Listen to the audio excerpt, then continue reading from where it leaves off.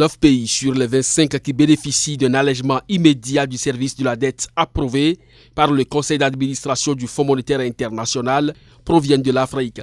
Il s'agit du Bénin, du Burkina Faso, des Comores, de la Gambie, de la Guinée-Bissau, le Libéria, Madagascar, le Malawi, le Mali, le Mozambique, le Niger, la République centrafricaine, la RDC, le Rwanda, Sao Tomé et Principe, la Sierra Leone, le Tchad et le Togo. Réalisé au titre du Fonds fiduciaire réaménagé d'assistance et de riposte aux catastrophes, l'action du FMI rentre dans le cadre des mesures que le Fonds monétaire prend pour aider ses pays membres à faire face aux conséquences de la pandémie de Covid-19. Pour le FMI, les pays membres les plus pauvres et les plus vulnérables recevront des dons qui couvriront leurs obligations envers le FMI pour une phase initiale de 6 mois, ce qui leur permettra de consacrer une plus grande partie de leurs faibles ressources financières aux soins médicaux et autres efforts de secours d'urgence. Le FMI estime par ailleurs que le Fonds fiduciaire réaménagé d'assistance et de riposte aux catastrophes peut actuellement fournir un allègement du service de la dette sous forme de dons à hauteur d'environ 500 millions de dollars, y compris les 185 millions de dollars promis récemment par le Royaume-Uni et les 100 millions de dollars fournis par le Japon comme ressources immédiatement disponibles. D'autres pays, parmi lesquels la Chine et les Pays-Bas, s'apprêtent également à apporter des contributions importantes.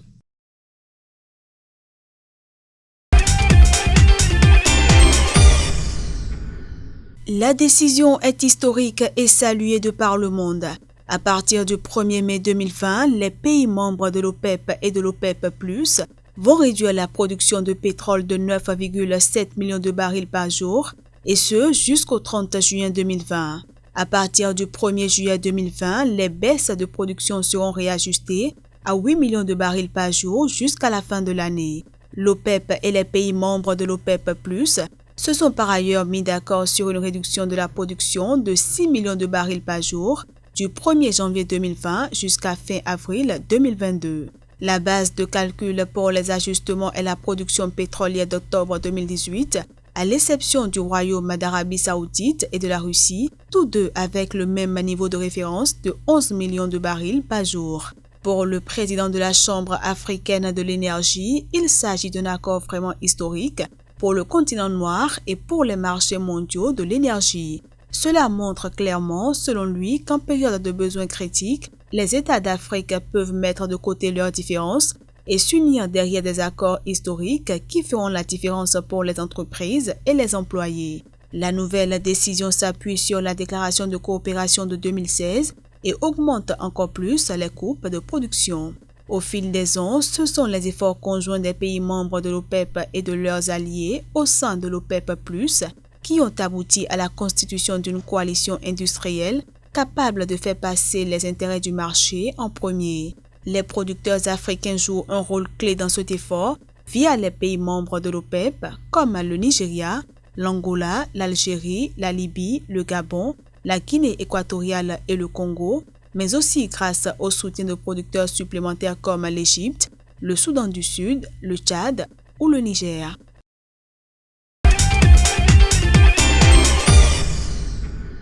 Face à la crise sanitaire qui frappe de plein fouet ses pays membres, la BCEAO, Banque centrale des États de l'Afrique de l'Ouest, privilégie les paiements électroniques à l'usage de la monnaie fiduciaire. Au nombre de mesures prises dans ce sens figure la gratuité des transferts nationaux de monnaie électronique entre personnes pour les transactions inférieures ou égales à 5 000 francs CFA. Outre les moyens de paiement mobile, cette disposition porte également sur les virements entre comptes bancaires et porte-monnaie électroniques.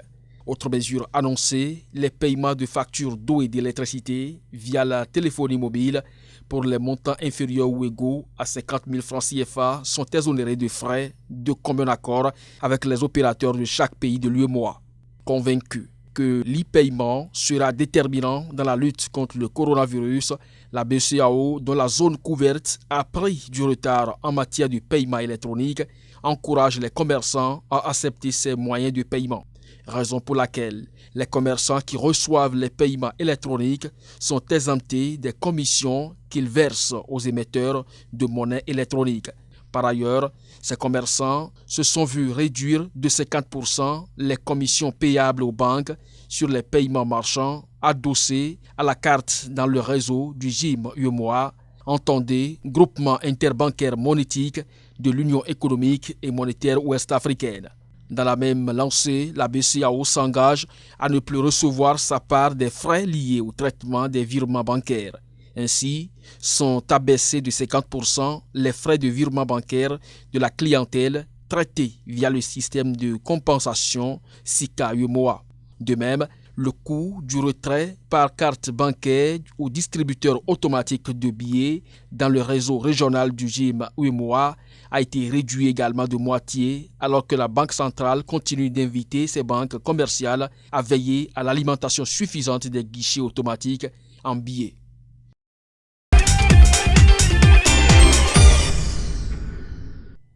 Pour la première fois en 25 ans, l'Afrique subsaharienne va connaître une récession économique. Selon la Banque mondiale, cette récession devrait se chiffrer en 2020 entre moins 2,1% et moins 5,1% après une croissance de 2,4% en 2019. Plus optimiste que la Banque mondiale, la Banque africaine de développement table sur une prévision de récession entre moins 0,7% et moins 2,8%. En effet, les économies africaines sont victimes de la chute brutale de la croissance de leurs principaux partenaires commerciaux, particulièrement la Chine, la zone euro et les États-Unis. Ces économies sont aussi mises à mal par la baisse des cours de matières premières, de l'activité touristique et des effets de mesures de lutte contre la pandémie, comme le confinement. Ainsi, le chômage et le ralentissement économique qui touche aussi les travailleurs africains de la diaspora a conduit à l'effondrement de leurs transferts de fonds souvent vitaux vers leur pays d'origine. Pour le Sénégal par exemple, ces transferts représentaient 10% du PIB en 2018 et 5,5% pour le Mali. En ce qui concerne les matières premières, elles sont en chute libre, ce qui affecte particulièrement l'Afrique du Sud, où le confinement a réduit au chômage 450 000 mineurs, et le Nigeria, où le pétrole rapportait 70% de recettes publiques. L'Angola, deuxième exportateur pétrolier africain, n'est pas non plus épargné. Par ailleurs, l'or, traditionnelle valeur refuge, l'un des principaux produits d'exportation de pays comme le Burkina Faso et le Mali, n'est pas à l'abri. La perturbation du transport aérien et l'arrêt de l'activité de certaines raffineries devraient en limiter les exportations. Autres secteurs touchés, le tourisme et le secteur aérien, au point mort avec 95% de la flotte africaine clouée au sol, sans oublier la production de café et cacao, dont les exportateurs subissent d'ores et déjà un choc dévastateur, les principaux pays importateurs comme l'Allemagne, l'Italie, les États-Unis, la France étant à l'arrêt.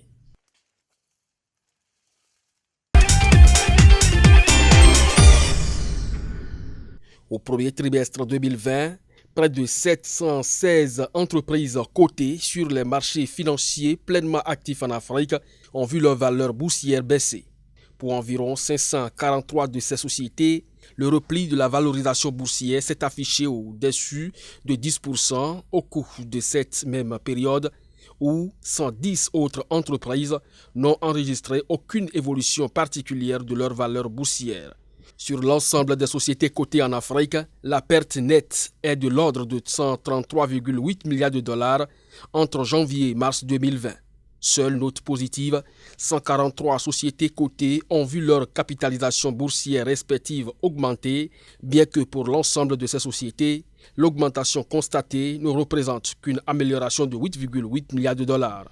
Pour certains analystes, il s'agit là des conséquences du triple choc que représente la baisse des produits pétroliers, les impacts économiques du coronavirus, sans oublier les restrictions quasi simultanées des activités économiques dans le monde.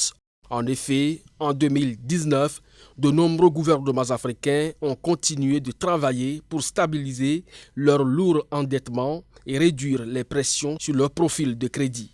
Ces plans reposaient généralement sur des hypothèses de conditions économiques et financières globalement stables. Lesquelles hypothèses contraste avec les chocs actuels qui exercent une forte pression sur la possibilité qu'ont ces pays de réduire rapidement les dépenses publiques et de redonner de nouvelles orientations budgétaires.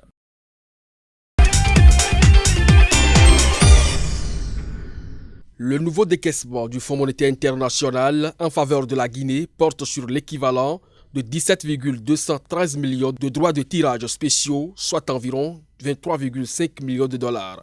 Entrant dans le cadre de la 4e et dernière revue du programme économique et financier appuyé par une facilité élargie de crédit conclue entre les deux parties, ce financement porte le total des décaissements au titre de cet accord à 86,62 millions de droits de tirage spéciaux, soit environ 117,6 millions de dollars.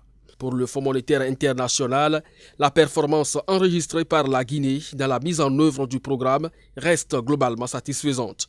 Toutefois, le pays a d'importants risques de baisse liés à la pandémie de Covid-19. Le programme économique et financier triennal appuyé par la facilité élargie de crédit en faveur de la Guinée a été approuvé par le conseil d'administration du FMI le 11 décembre 2017 pour l'équivalent de 120,488 millions de droits de tirage spéciaux, soit environ 170,1 millions de dollars. Ce programme vise notamment à renforcer la résilience, accroître les investissements publics dans les infrastructures tout en préservant la stabilité, en renforçant les filets de sécurité sociale et en promouvant le développement du secteur privé. Le pays table sur une croissance de 6% du PIB en 2020, après avoir affiché un taux d'environ 5,8% en 2019.